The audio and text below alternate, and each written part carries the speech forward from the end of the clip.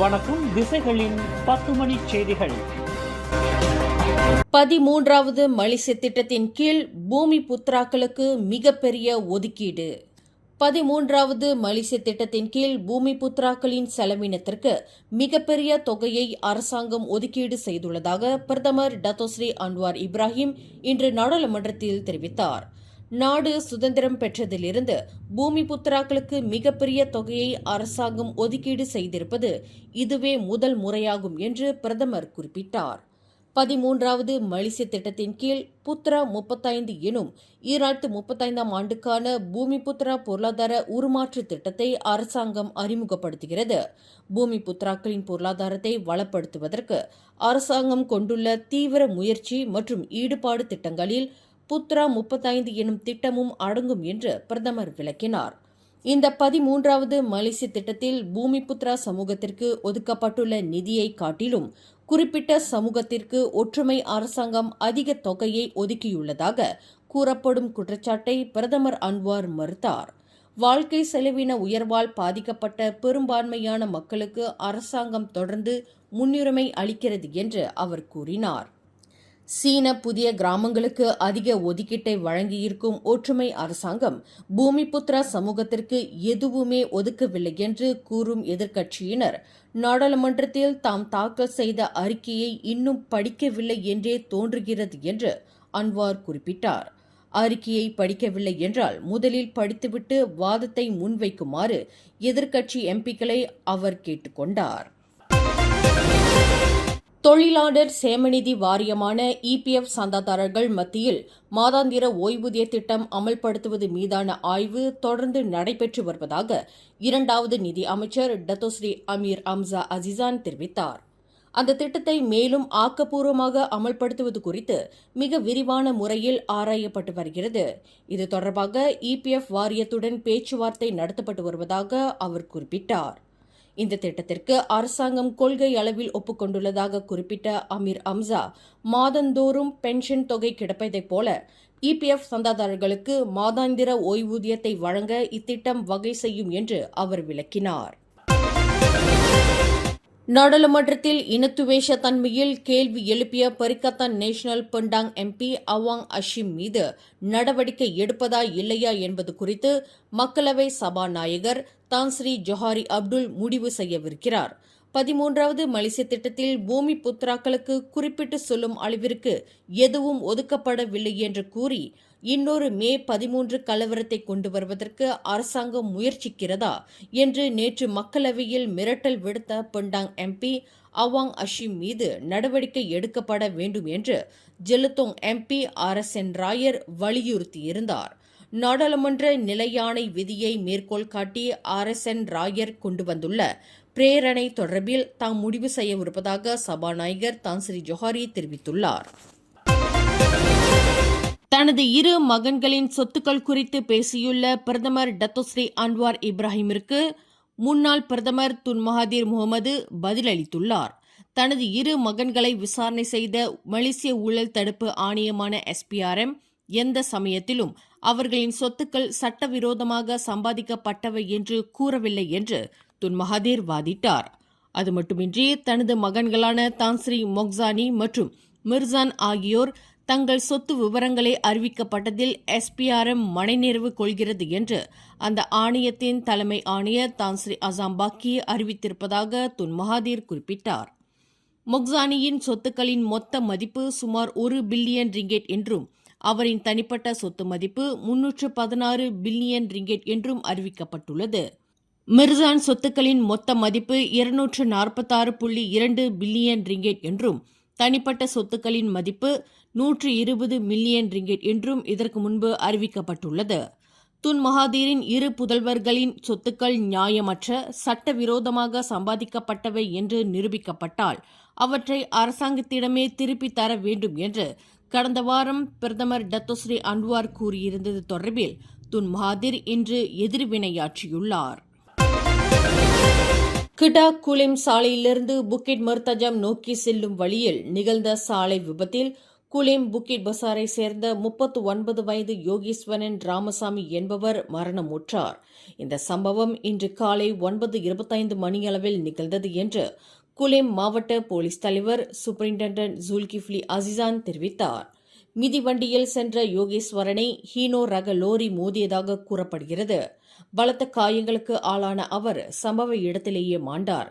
யோகேஸ்வரன் உடல் சவ பரிசோதனைக்காக குலேம் பொது மருத்துவமனைக்கு கொண்டு செல்லப்பட்டுள்ளது.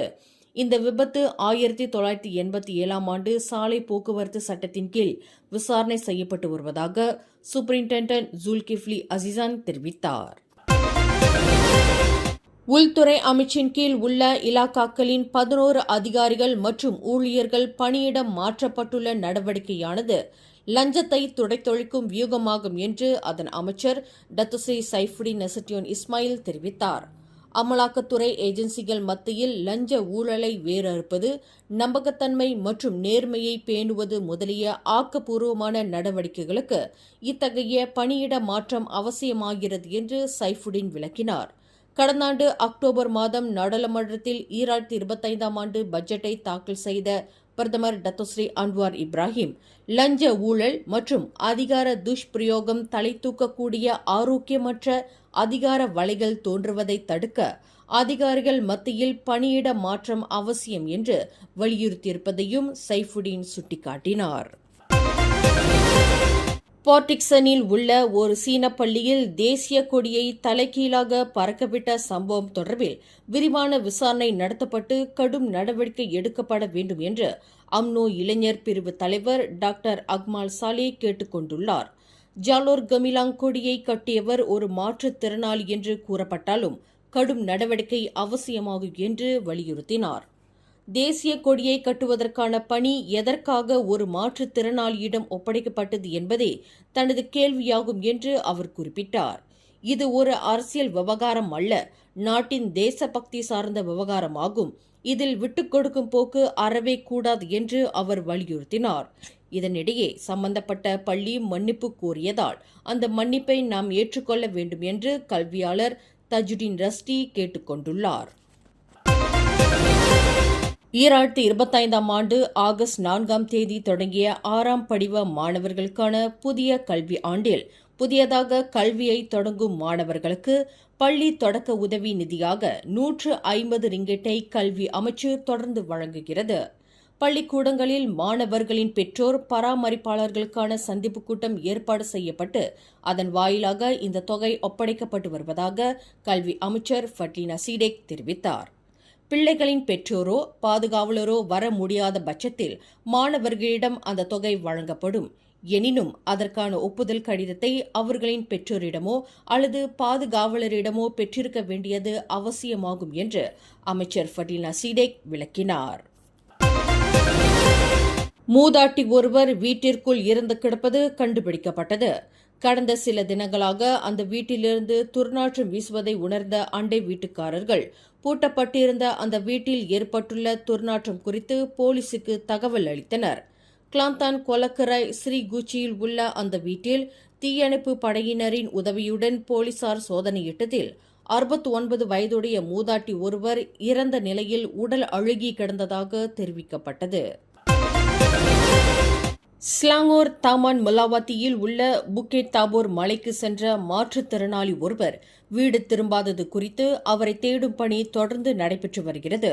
40 வயது மதிக்கத்தக்க நூர் அஃப்ஷாம் என்ற அந்த மாற்றுத்திறனாளி மாயசக்தி நிறைந்த இளவரசி அரண்மனை ஒன்று அந்த மலை மீது இருப்பதாகவும் அதனை பார்க்க செல்வதாகவும் கூறி புறப்பட்டு சென்றவர் 4 நாட்களாகியும் வீடு திரும்பவில்லை என்று அவரின் 69 வயது தந்தை கண்ணீர் மல்க கூறினார். நீண்ட காலமாகவே அந்த அரண்மனையை பற்றி பேசி வந்த தனது மகன் திடீரென்று கால்நடையாகவே அந்த மலைக்கு நடந்து சென்று விட்டதாக நஸ்ரி ஹருன் என்ற அந்த தந்தை தெரிவித்தார். அந்த மாற்றுத்திறனாளியை தேடும் பணியில் பொது காலாட்படையினர் ஈடுபட்டுள்ளனர். கடந்த சனிக்கிழமை சர்டாங் புத்ரா மலேசியா பல்கலைக்கழகம் அருகில் பேருந்து ஒன்று சாலையை விட்டு விலகி மரத்தில் மோதிய விபத்துக்குள்ளான சம்பவம் தொடர்பில் பேருந்து ஓட்டுநருக்கு பட்டாலிங் ஜெயா மாஜிஸ்ட்ரேட் நீதிமன்றம் 7 நாள் சிறை தண்டனை விதித்தது. அத்துடன் 8000 ரிங்கிட் அபராதம் விதிக்க உத்தரவிட்டது. இந்த விபத்தில் பேருந்தில் பயணம் செய்த 30 பாலர் பள்ளி மாணவர்கள் மற்றும் 5 ஆசிரியர்களின் 3 பிள்ளைகளும் ஒரு ஆசிரியரும் காயமுற்றனர். கவனக்குறைவாக செயல்பட்ட குற்றத்திற்காக 1987 ஆண்டு போக்குவரத்து சட்டத்தின் கீழ் குற்றஞ்சாட்டப்பட்ட 44 வயது ஹமீர் மஸ்ருடீன் என்ற அந்த பேருந்து ஓட்டுநர் தனக்கு எதிரான குற்றத்தை ஒப்புக்கொண்டார். தனது 16 வயது வளர்ப்பு மகளை பாலியல் பலாத்காரம் புரிந்ததாக 49 வயது தந்தை ஒருவர் கோத்தபாரு செஷன்ஸ் நீதிமன்றத்தில் இன்று குற்றஞ்சாட்டப்பட்டார். நீதிபதி ஜுல்கிஃப்லி அபிலா முன்னிலையில் நிறுத்தப்பட்ட அந்த நபருக்கு எதிராக 6 குற்றச்சாட்டுகள் கொண்டு வரப்பட்டன. ஒரு கிடங்கு பணியாளரான அந்த நபர் கடந்த ஆண்டு டிசம்பர் 30ஆம் தேதி பிற்பகல் 3:30 மணியளவில் கோத்தபாரு பாடாங் என்ற இடத்தில் இக்குற்றத்தை புரிந்ததாக நீதிமன்றத்தில் தெரிவிக்கப்பட்டது. குற்றவாளி என்று நிரூபிக்கப்பட்டால் 20 ஆண்டு சிறை மற்றும் பெரும்படி தண்டனை விதிக்க வகை செய்யும் குற்றவியல் சட்டத்தின் கீழ் அந்த நபர் குற்றச்சாட்டை எதிர்நோக்கியுள்ளார். மேலும் செய்திகளை தெரிந்து கொள்ள கீழே இருக்கும் பெல் பட்டனை அழுத்துங்கள். உங்கள் மகிழ்ச்சியை வெளிப்படுத்த லைக் மற்றும் ஷேர் செய்யுங்கள். தொடர்ந்து திசைகளோடு இணைந்திருக்க சப்ஸ்கிரைப் செய்யுங்கள்.